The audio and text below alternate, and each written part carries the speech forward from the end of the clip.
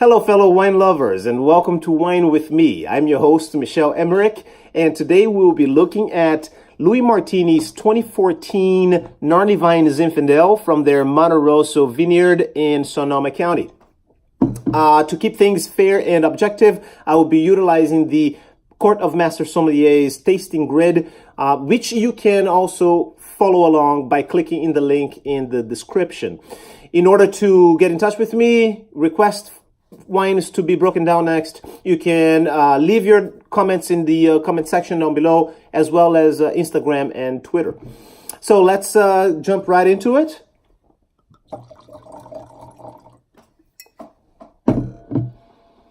Okay, so this is a clear wine with a medium concentration, color going from a dark ruby, light purple core to a little bit of a lighter ruby rim. There is not much of a rim variation from the core of the wine to the edge. There is a medium staining of the glass with heavy tearing. There is also a blue tint, a blue hue to the wine.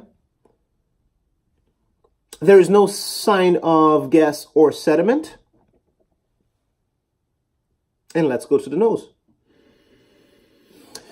The wine is clean with a moderate intensity, youthful yet developing. There is a sense that this wine has been aging for a bit. After all, it is about 5 years old now.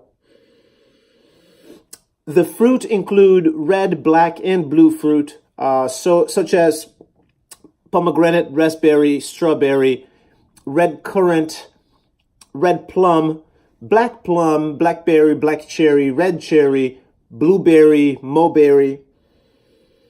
The fruit seemed to be very ripe to the extent of almost jammy, with a stewed characteristic to it. Yet there is also a fresh component. Beyond the fruit, you can also observe some earthy components, such as mushroom, potting soil, forest floor, some floral component as well, violet, roses, on that desiccated, starting to wilt characteristic. There is a vanilla coconut component as well, suggesting that this wine may have seen some oak usage.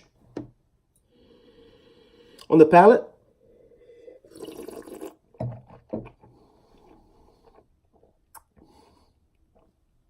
the wine is dry.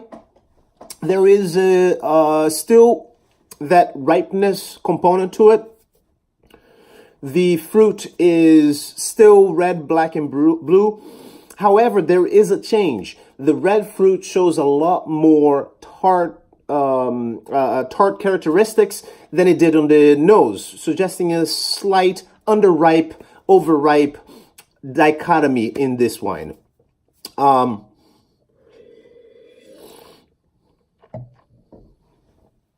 The earth component is still there. Mushroom, potting soil, decaying petals, and forest floor.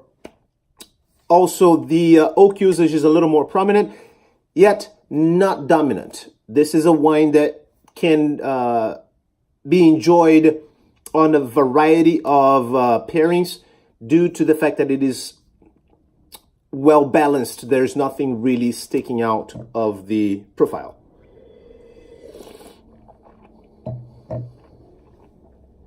Structure-wise, tannins are medium plus, acidity is medium plus.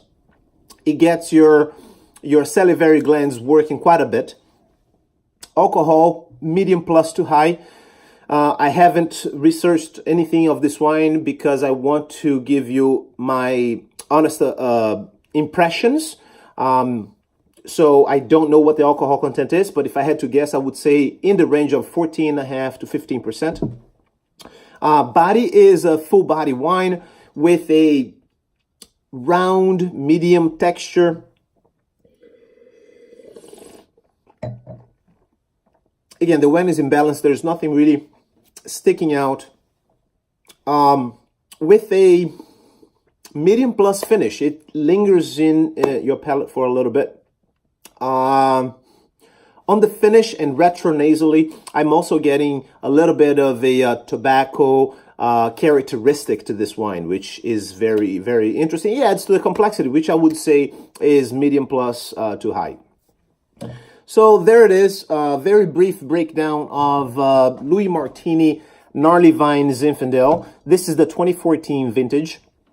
Of course, now in 2019, you will be able to find newer vintages of this wine, but hopefully this video was able to help you make a educated buy, an educated selection when you go to the store.